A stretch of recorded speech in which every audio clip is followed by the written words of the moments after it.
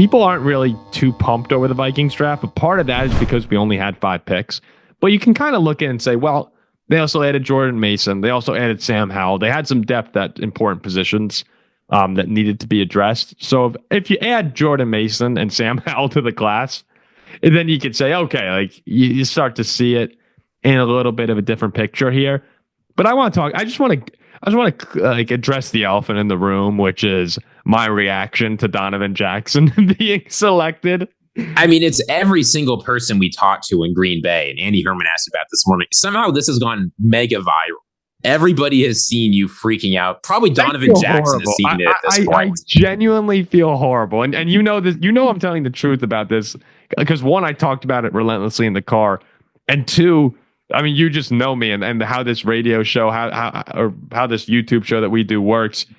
We like to talk positively about people. We'll talk negatively when we have to about a decision or a performance, but we usually try and follow that up at least by then saying something positive. Well, I did go say something positive. If you haven't seen it, you can go over to the clip called "Paul Loses It" after the Vikings select Donovan Jackson in the NFL draft. And the reason I just want to clear up why that happened.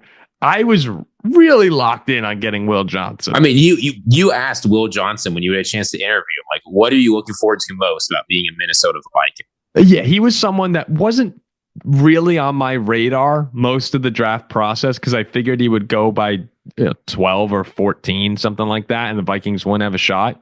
But I did ask him that at the event on Wednesday. And on Thursday and on Wednesday, I talked to Joel Klatt briefly, which that was really cool. And then when we're leaving Lambeau Field on Wednesday, we're walking by. Is now the time to tell the story? Yeah. It's real quick. We're walking by the Fox Studios, and Joel Klatt's walking by. I think he's with Charles Davis. I'm not sure. And I just talked to him. I'm a fan. I didn't know what to say. I just went, Joel Klatt. And he I didn't know what else. I didn't say hi. I just yelled his name. And he just kind of looks over to the side like, hey, bud, and keeps walking. And Ziggy and Shaq went, that is rough, bro. That is rough. But Joel Klatt said that Will Johnson will be well off the board because I was talking about Vikings and Packers cornerbacks we could target. He said no chance. Yeah, he's available. No chance really at Will Johnson. Jahdae Barron could be there. So as I'm watching Will Johnson fall down this board, my eyes are lighting up. And I'm the only thing I can think in my head is when Kwesi Adofo-Mensah screwed up the Kyle Hamilton pick in year one. I'm like, this can't happen again. It's so easy. It's staring us in the face. Our biggest need is corner, and the second best corner in the draft is right in front of us. Let's do this. I didn't realize as that was happening that tweet after tweet was coming out about Will Johnson's knee. And I did indicate to you that there must be some kind of injury reason why he was falling. You did, but I was gone at that point. I was in my own world, and I wasn't processing. I mean, you described it as blacking out. You don't remember anything that happened. We couldn't talk to you. So we picked Donovan. You went comatose.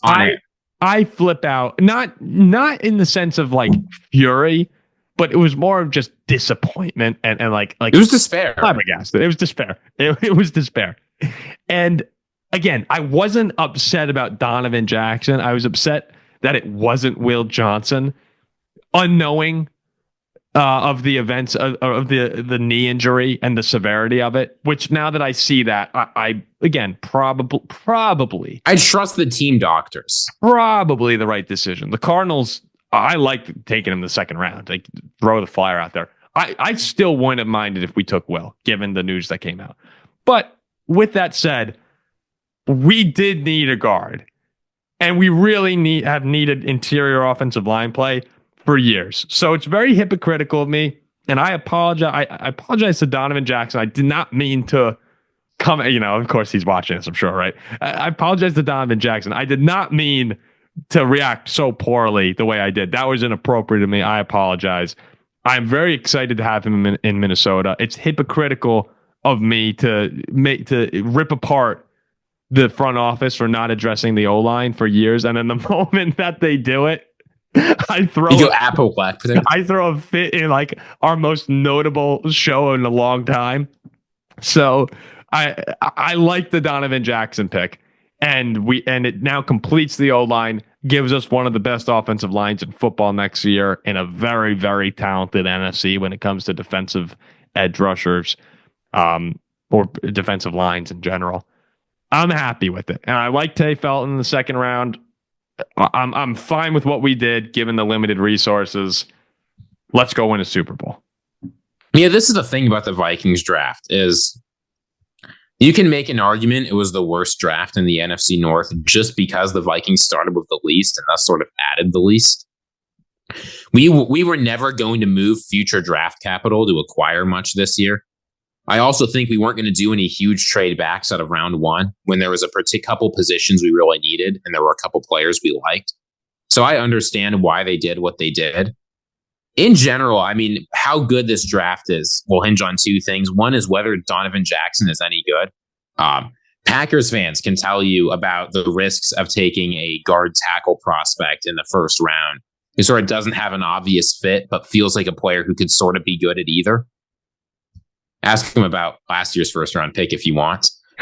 But the other thing is going to be determined by is whether the Vikings are able to get contributors, not stars necessarily, but just contributors at positions of need in the late rounds and as undrafted free agents. So as you said, there wasn't a whole lot there. I liked the trade backs they did. I didn't mind adding Sam Howell. I like having a backup quarterback who can go in there, take 100 sacks and keep playing. He's done that a couple of times during his career.